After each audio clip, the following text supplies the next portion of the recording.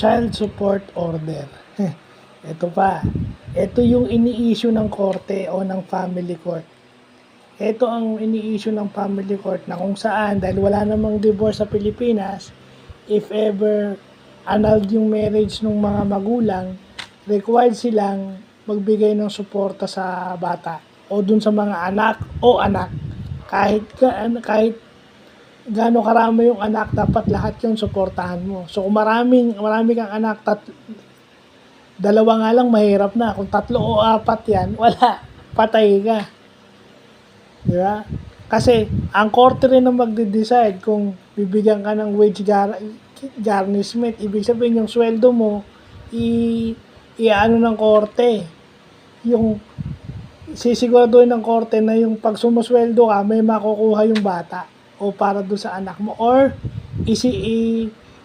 kukunin ng korte yung property mo para sigurado may pansustento ka sa bata o yung property liens na tinatawag. So mahirap magkaroon ng child support order. Kaya siguraduhin nyo na pag nag-anak-anak kayo, may pangsustento kayo sa mga anak nyo if ever mag-fail yung marriage nyo.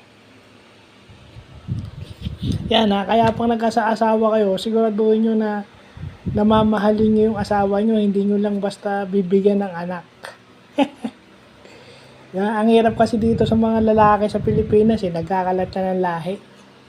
Para masabing lalaki daw sila.